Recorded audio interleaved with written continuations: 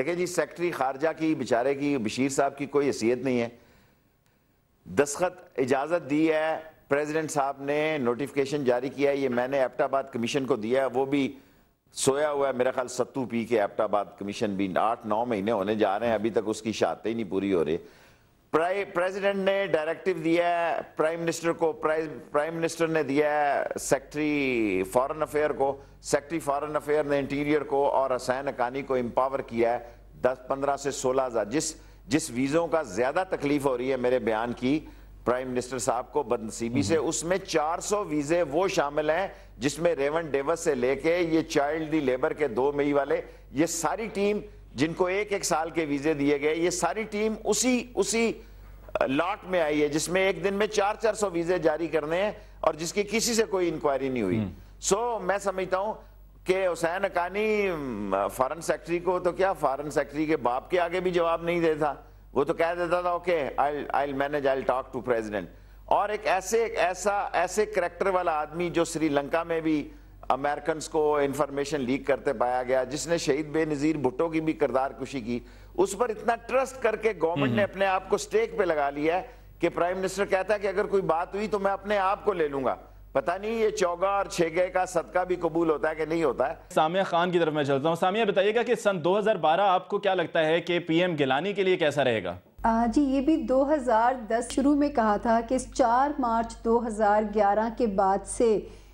PM के सितारे शायद उस तरह उनको फेवर ना करें जिस तरह आज से पहले सालों में उनको 2-3 सालों में उनकी फेवर होती रही प्लैनेट्स की तरफ से जो है। शेख रशीद अहमद साहब से हम जारी रहेगी और इसी दौरान हम पाकिस्तान मुस्लिम लीग नवाज़, जिनका आज गुजरांवाला शहर में जलसा हुआ,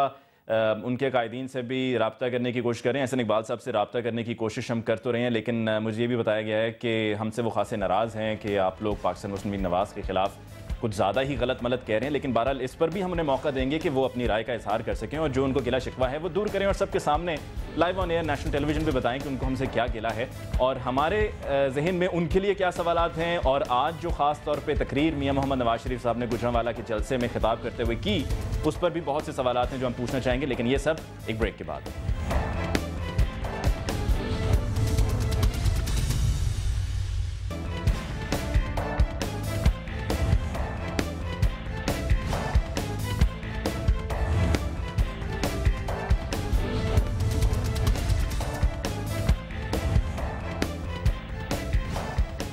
ब्रेक के बाद एक दफ़ा फिर आपको कहते हैं खुशामदीद प्रोग्राम हम लोग। और आज के प्रोग्राम में हम बात कर रहे हैं सन 2011 की और फिर आगे सन 2012 में क्या होगा, किस्मत के सितारे क्या कहते हैं, इस पर कुछ रोशनी डाली सामिया खान ने, एस्ट्रोपामिस्ट हैं हमारे साथ इस्लामिक स्टूडियोज़ में, और शेख रशीद अहमद साहब ने अपनी राय का इजहार किया मुख्तलिफ इशूज़ के हवाले से, जिसमें मेमो केस, रेलवेज़, हमारी कौमी एयरलाइन पाकिस्तान इंटरनेशनल एयरलाइंस और मुख्तलिफ सियासी जमातों के जो नारे हैं और जो तब्दीली के नारे हैं, इन पर भी बात होती रही। ब्रेक से पहले हमने एहसन इकबाल साहब से रब्ता करने की कोशिश की थी, लेकिन अब एहसन इकबाल साहब, जिनका आज मियां मोहम्मद नवाज शरीफ साहब ने जलसे के दौरान यूँ हाथ पकड़ के कहा कि देखिए ये हमारे नौजवान हैं, ये हमारे शेर हैं, वहाँ पर ख्वाजा आसिफ साहब की बात हुई और गुजरांवाला शहर में जलसा हो रहा था तो खुर्रम दस्तगीर खान साहब के हवाले से भी मियां मोहम्मद नवाज शरीफ साहब ने ऐसा ही कहा और उनका भी हाथ पकड़ के उन्होंने कहा तमाम लोगों की तरफ देखते हुए कि ये मेरे लोग हैं और मेरे साथ हैं। खुर्रम साहब, आपका बहुत बहुत शुक्रिया कि आपने हमें ज्वाइन किया। आज के जलसे पर आपसे हम मुख्तसरन बात करेंगे। सबसे पहले तो ये कि आपकी जमात को इस पर एतराज़ है कि एक लड़के की फुटेज दिखाई गई है हमारे टेलीविज़न चैनल पे और उस लड़के के बारे में हमने ये कहा कि इस लड़के ने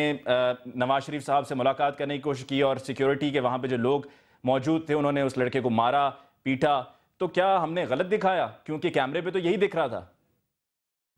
देखिए जी, हकीकत डिपिक्ट करने पे कभी भी मुस्लिम लीग नून को एतराज़ नहीं होगा और क्योंकि हमारे कायद के साथ गुजरांवाला को ख़ास तौर पर एक जज्बाती वाबस्तगी है, ये बहुत ही समझें वलवला अंगेज लोगों का शहर है जो अपनी मोहब्बत का इजहार बड़े जोश से करते हैं। तो उस दौरान चूँकि कायद मोहतरम की सिक्योरिटी जो है वो भी एक बहुत बड़ा एक मामला है इन तमाम जलसों के ऑर्गेनाइजेशन में, तो बड़ा अफसोस। लेकिन खुर्रम साहब, जब एक पता चल गया कि ये वही एक नौजवान है जिन नौजवानों का जिक्र किया मियां नवाज शरीफ साहब ने अपनी तकरीर में, एक नौजवान है, निहत्ता नौजवान है, कोई खुदा न खास्ता खुदकुश हमलावर नहीं है, मियां साहब से अपने कायद से मिलना चाहता है, कुछ कहना चाहता है, चाहे एक जुमला ही सही, तो उसके साथ वो हशर किया कि जो नवाज शरीफ साहब ने अपनी तकरीर में कहा कि मैं गुजरांवाला आऊंगा और आके यहाँ पर दंगल देखूंगा, वहां पर सिक्योरिटी एहलकारों ने उसके साथ कुश्ती करना शुरू कर दी और उसको ऐसा मारा पीटा कि जिस तरह पता नहीं कोई दुश्मन है।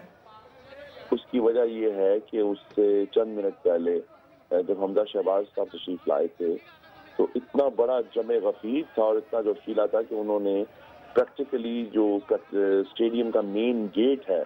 वो लिटरली उन्होंने जो है ना वो जिससे उठाकर जो है वो नीचे फेंक दिया, जिसकी वजह से फौरी तौर पर सिक्योरिटी के बहुत इशूज वहाँ क्रिएट हो गए क्योंकि तमाम जो कायदीन उन्होंने वहीं से आना था। ये एक अफसोसनाक वाकया है और वहाँ जब रास्ता क्लियर करना होता है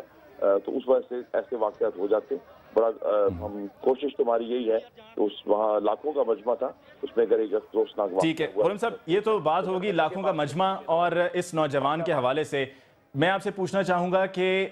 इस जलसे में मियां मोहम्मद नवाज शरीफ साहब ने बहुत सी बातें कहीं, बहुत गुजरांवाला शहर के रहने वालों का शुक्रिया अदा किया और कहा कि मुझे आज वो दिन याद आ रहा है, यानी कि लॉन्ग मार्च वाला दिन, के जब यहाँ पर आके लॉन्ग मार्च ख़त्म किया था और जजेस की बहाली मुमकिन हुई थी। वहाँ पर मियाँ साहब ने एक दफ़ा भी जिक्र नहीं किया उस ख़ानदान का कि जिसके घर में एक ही दिन में एक ही वक्त एक ख़ानदान के 14 अफराद कत्ल हुए और वो भी गुजरांवाला शहर में, उनका एक दफ़ा भी जिक्र नहीं किया। नहीं, मेरी गुजारिश होगी आप अपने हकाइक दुरुस्त कर लें। ये वाकया अफसोसनाक वाकया जो है ये पिपलीवाला में पेश आया जो कि एक मजाफात में एक गांव है, गुजरांवाला शहर का वो हिस्सा नहीं है। और दूसरी बात यह है कि जो गुजरांवाला शहर के मजाफात का जिक्र करते हुए मियां नवाज शरीफ साहब ने कहा कि जी गुजरांवाला से लेकर लाहौर तक, सियालकोट से लेकर लाहौर तक सड़क बनेगी, तो वहां पर गुजरांवाला डिवीजन की तो बात हो रही थी, ख्वाजा आसिफ साहब की बात हो रही है, आपकी बात हो रही है, तो सिर्फ हम बिलखुसूस गुजरांवाला शहर और उसकी हदूद की बात तो कर ही नहीं रहे, उसमें तो पूरी गुजरांवाला डिवीजन आ जाती है जहां जहां से लोग आए थे। जी जी, मैं आज जो नाजरीन आपके नाजरीन तक बात पहुंचाना चाह रहा हूँ वो ये है कि उस वाकये का सख्त नोटिस आज से 2 दिन पहले खादिम आला पंजाब जनाब शहबाज शरीफ ले चुके हैं। इन्वेस्टिगेशन के हवाले से, पुलिस मोबिलाइजेशन के हवाले से, प्रोसिक्यूशन के हवाले से, तो वो जो जिसकी वो जिम्मेदारी है वो वाकया, वो शख्स जो है जिम्मेदार शख्स, उसका मुकम्मल नोटिस ले चुका है, उसके ऊपर अपना एक्शन ऑर्डर कर चुका है। मियां साहब ने तो आज इदारों की तबाही की बात की, उन्होंने नौजवानों का जो मुस्तकबिल है उसकी बात की, उन्होंने ये भी कहा कि जिस तब्दीली की बात 1 लाख लैपटॉप दिए जाएंगे,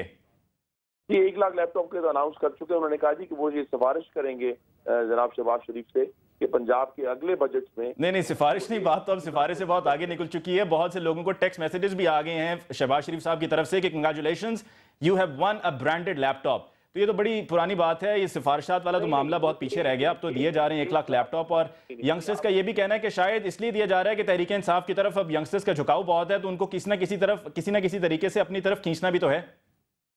नहीं, मामला ये है कि हमारा मकसद पाकिस्तान के नौजवानों को एम्पावर करना है। ये काम या नवाज शरीफ ने पहले भी ये आपको आपके नाजरीन को याद होना चाहिए क्योंकि अब कुछ अरसा हो गया तो बहुत सारी मुस्लिम लीग नून की जो खिदमात हैं वो नजरों से कुछ ओझल हो गई हैं, लेकिन उस वक्त भी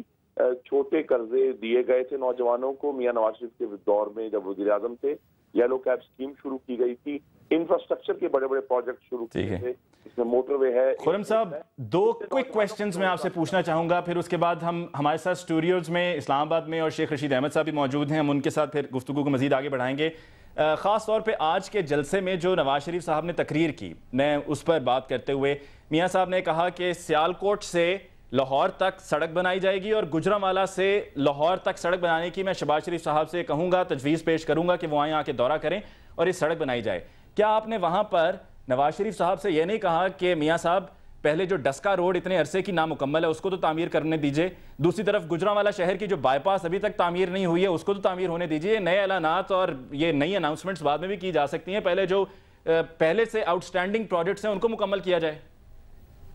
जी, आपके नाजरीन को सुनकर बहुत खुशी होगी कि जो बाईपास है वो 95% मुकम्मल हो चुका है, बल्कि मैं गुजारिश करूंगा कि आप कैमरा टीम भिजवाएं कल और जाके उसको देखें कि वो तकरीबन अब मुकम्मल है, सिर्फ उसमें थोड़ा सा काम जो है वो रह गया। और जहां तक उन्होंने ये कहा कि आज के जलसे की वजह से, क्योंकि रफली हमारा अंदाजा है कि 5 लाख से ज्यादा लोग मोबिलाइज हुए थे जो गुजरांवाला शहर की तरफ आ रहे थे, चाहे वो सियालकोट से आ रहे थे, शेखुपुरा से आ रहे थे और जीटी रोड में नॉर्थ एंड साउथ से, यानी गुजरात मंडी बहाउद्दीन वहां से और इधर से लाहौर मुरीद के शेखुपुरा साइड से जा रहे थे। उसकी वजह से मियां साहब ने कहा, ये नोट किया क्योंकि उनको खुद आने में बहुत दुश्वारी हुई, तो उन्होंने कहा कि हमें एक ऑल्टरनेट रूट क्रिएट करना चाहिए जो कि ऑलरेडी एक प्लानिंग हुई है। ठीक है खुर्रम साहब, एक आखिरी सवाल, आपके जलसे में आज आपके जलसे में आज चौधरी निसार साहब ने कहा कि तहरीक इंसाफ के चेयरमैन इमरान खान साहब ने अपने कराची के जलसे में सब पर तनकीद की, मुत्तहिदा कौमी मूवमेंट पर तनकीद नहीं की, तो क्या वो मैच फिक्स नहीं था? और अगर आपसे मैं ये पूछूं कि कहीं आपका भी मैच मुत्तहिदा कौमी मूवमेंट से फिक्स तो नहीं हो गया, क्योंकि आज भी जो तकरीर हुई नवाज शरीफ साहब की उसमें मुत्तहिदा कौमी मूवमेंट पर तो कोई तनकीद ही नहीं थी। जब मोहम्मद नवाज शरीफ कराची तशरीफ लाएंगे, जो कि अब ज्यादा दूर नहीं है, तो वो आकर ये तमाम इशू पे बात करेंगे। और ये आज की बात 31 दिसंबर 2011 नहीं है, पिछले 4 साल का रिकॉर्ड ये कह रहा है कि मुत्तहिदा कौमी मूवमेंट के बारे में जो हकायक हैं वो सबसे ज्यादा मुस्तकिल मिजाजी से पाकिस्तान मुस्लिम लीग नून ने पेश किए हैं, पाकिस्तान मुस्लिम लीग नवाज ने किए। खुर्रम दस्तगीर साहब, आपका बहुत बहुत शुक्रिया कि आपने हमें ज्वाइन किया। शेख साहब, आपने ये गुफ्तगू जो हमने भी मुख्तसरन की है खुर्रम दस्तगीर साहब से आज के जलसे के हवाले से, आपकी क्या राय है? जो कुछ उन्होंने कहा, हमारे पूछे गए सवालात के जवाब देते हुए, उसमें किस हद तक सदाकत है? देखें जी, जाहिर है आज के दौर में लीडर के लिए ठीक बातें ही कहनी चाहिए, और वो नवाज शरीफ के कैंडिडेट हैं, तो जाहिर है वो कोई ऐसा तज्जिया तो नहीं पेश कर सकते जो उनके गले पड़ जाए। एक बड़ा जलसा था, एक जानदार जलसा था, और जिस लैपटॉप का जिक्र वो कर रहे हैं, उन्होंने फरमाया कि वो बजट में रखेंगे, यानी असम्बलियों को कंटिन्यू करना चाहते हैं कि अगले बजट में। अगले बजट का मतलब ये है कि ये इलेक्शन बजट्स होंगे, क्योंकि ये लास्ट बजट होगा अगर उस वक्त तक हुकूमतें रहती हैं,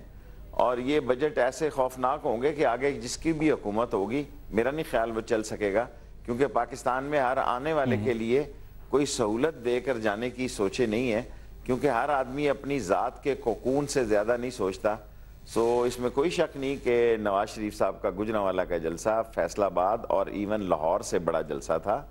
और जो टीवी से शेख साहब, कहीं ऐसा तो नहीं है कि आइंदा मुस्तकबिल में आप भी नवाज शरीफ साहब के एक कैंडिडेट के तौर पे मंजर आम पे सामने आएंगे? देखें, मैं 2 दफ़ा नवाज शरीफ साहब का कैंडिडेट भी रहा हूँ, और 2 दफ़ा आज़ाद भी लड़ा हूँ, और 2 दफ़ा जीता हूँ, और 1 दफ़ा हारा भी हूँ इंडिपेंडेंट उनसे। सो मेरे लिए इलेक्शन की कॉन्स्टिट्यूंसी, मैं उन अकल के अंधों में नहीं हूँ जो समझते हैं कि हल्का इंतखाब जो होता है वो बहुत बड़ी बात है। मैं अपने ज़मीर का कैदी हूँ, मैं अपने ज़मीर से वोटें मांगने वाला आदमी हूँ, और इस दफ़ा की फ़ज़ा वो नहीं है जो ज़िमनी इलेक्शन में थी। और मैं जरा क्विकली ये बता दें, आप मियां साहब की तरफ जाएंगे या तहरीक इंसाफ की तरफ? मैं इतना बच्चा नहीं हूं कि आपको बता दूं, एक कल के एंकर को मैं बता दूं मैं किधर जाऊंगा। मैं सियासत करनी जानता हूं, एंड आई नो सियासत में टाइम कितना इंपॉर्टेंट होता है। I take this right decision at right time, और मैं ये फैसला एंकरों के लिए नहीं करूंगा, मुल्क के लिए करूंगा, पाकिस्तान के लिए करूंगा, और ब्रेकिंग न्यूज के लिए नहीं करूंगा। मुल्क की बेहतरी, अपने इलाके की बेहतरी और लोगों के मशवरे से करूंगा। सामिया, शेख रशीद साहब आज हमारे मेहमान थे आपके साथ, ये बताइए क्विकली, प्रोग्राम हमें क्लोज भी करना है, कि उनके लिए सन 2012 कैसा रहेगा? शेख साहब के सितारे, मैं इनको पहले भी इस प्रोग्राम में कह चुकी हूँ कि इस 15 नवंबर 2011 से अब उनका रिवाइवल वापस हो रहा है। इन पे 2.5 साल का एक टफ टाइम था जिसमें से निकल चुके हैं। और मैं आपको एक और भी ब्रेकिंग न्यूज़ के तौर पे खबर दूं, आने वाले वक्त में मुझे लगता है कि मे भी 2 बड़ी जमातें आपस में अलायंस करके गवर्नमेंट चलाएं। तहरीक इंसाफ और नून लीग के मिलने के बहुत सारे चांसेस हो जाएंगे।